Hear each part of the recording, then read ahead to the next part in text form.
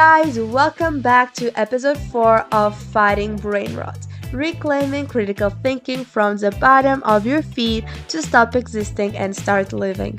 Summer is finally here, and while sometimes we spend 3 months scrolling and after that feel guilty for not having enjoyed the vacation, I wanted to share some activities that actually helped me create memorable experiences. Some are things I already do or did in the past.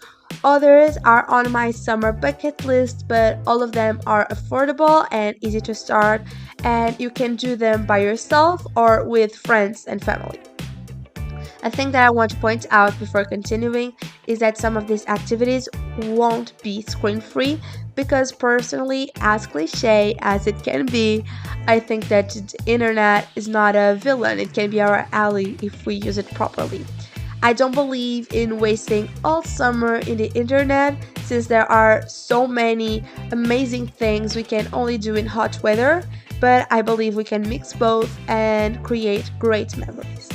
Now, finally starting, the first hobby I want to mention is to draw. It can seem simple, but it takes its time, and focusing on learning something new about that skill. It can be improving in general if you're not really good at it, or you can do something more specific like shadowing or the human body or fabric. It's your call. Another hobby that is kind of related to that is to paint, and to paint in several different ways. You can paint with colored pencils, watercolor, acrylics, crayons, among others. And who is telling you you must paint on a sheet of paper or a canvas? You can do things differently. That's the key, to never be bored and to let creativity flow. You can paint a tote bag, piece of clothing you don't like. Let your imagination drive you. A thing that I did last year at Christmas was to improve in my Bobby Goods painting. I don't know, I just felt like I need to improve that.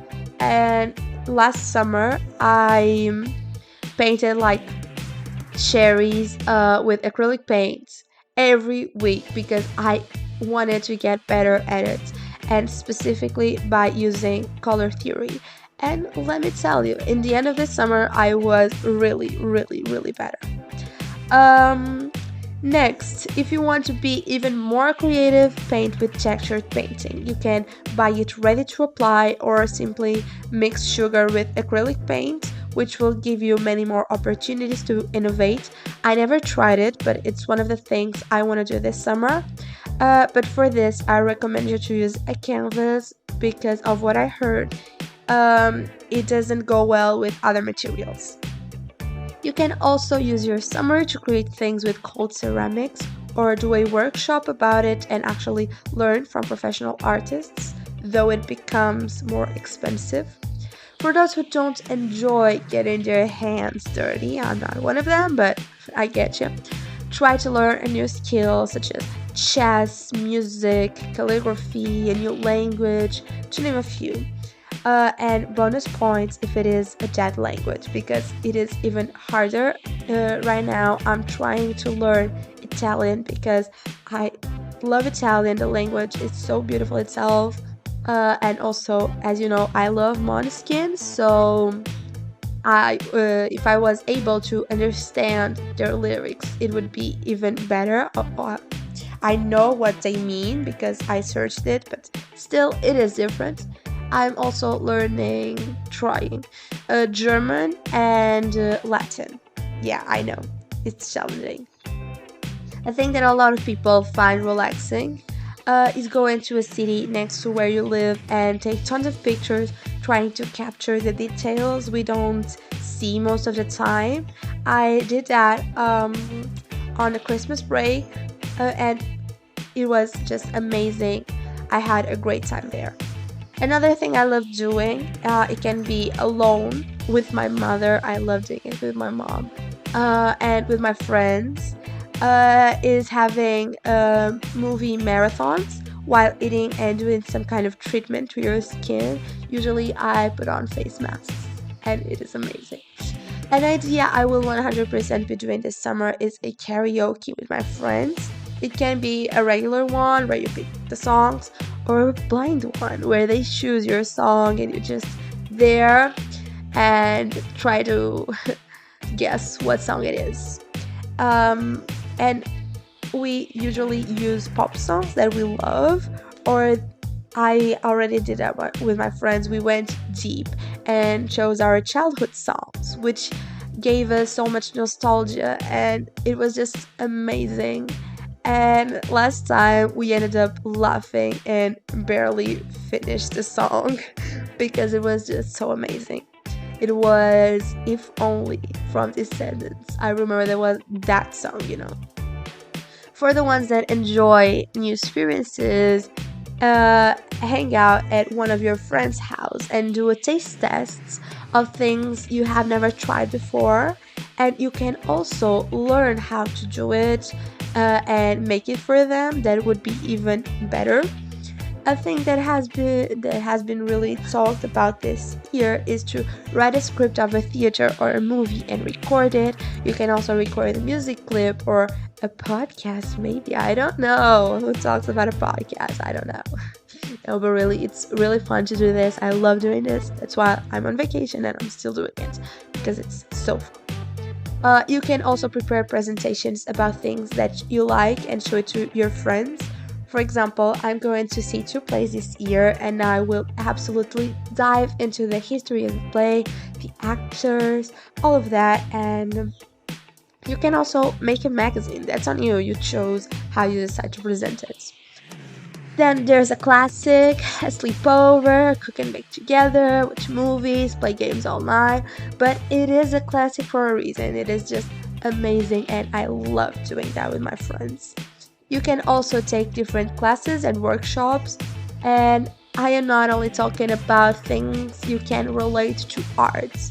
I love art, that's why many of my activities include art, but you can do different classes at the gym. For example, imagine doing for the first time puppy Pilates, or you have never tried cycling with other people. This is your moment, baby. Last but not least, the thing that I will definitely be doing this summer is a scrapbook of all the most beautiful and pleasant moments so I can remember them in the most amazing way possible, and it will also keep me occupied 2 times. Think with me. The first time, like actually living the moment, having the activity, and the second time doing the scrapbook, which will make me want to have more of these moments in order to fill it up. So, next time you have an idea for a hobby, something new to start, or something you want to learn, dive headfirst into it, because these activities are the things that fulfill. Right? Am I right? Yes. Our days and balance our emotions. There are several studies that claim that having hobbies reduce stress and promote mental well-being because immersing yourself in a hobby lowers cortisol, the stress hormone, and triggers endorphins, which fight anxiety and depression.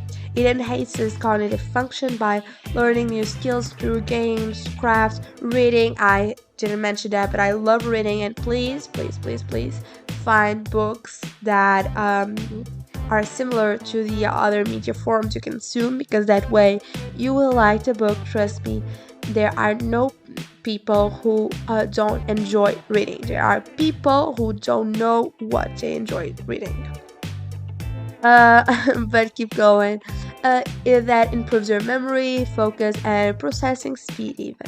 It can help you create real life connections because many hobbies allow you to meet new people and form meaningful friendships through that. For example, a reading club. Yeah, I have a focus on reading now.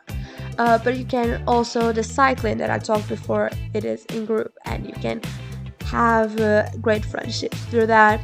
It can also increase your self-esteem because like you mastered a new craft, a new instrument, a new language, or a physical challenge, and that, for example, for me, I feel that it gives me such a deep sense of accomplishment and purpose outside of my academic life or work if you're older. And the last thing that is the most shocking for me is that it reduces the risk of chronic disease. Yeah, You heard right, it reduces the risk of chronic disease. Researchers in the UCLA suggested that it can support the biological process of your endocrine, immune, and central nervous systems. When your body systems are functioning well, it may lower your risk for health issues such as heart disease, stroke, dementia, and some types of cancer. Like, okay, I'm having fun and I'm preventing diseases. It couldn't be better. Having hobbies, specifically those that reduce stress or get you moving, may also affect your cardiometabolic. I have difficulties say this word. Cardiometabolic health, which involves your heart, blood, and blood vessels. In particular, making art helps reduce cortisol, the stress hormone, as I said, which is also linked to lower blood pressure levels and heart rate. Like, this is just perfect. I'm having fun and taking care of my health. It couldn't be better. So, as you see, hobbies have a lot of benefits. You know that, and now you also have ideas of what to do. And tell me now, what are you waiting for? Turn off this podcast and go do something good for you guys. What all of these activities have in common is that they force you to create instead of consume, instead of watching someone else's life through a screen. You're making something yourself, you're living that.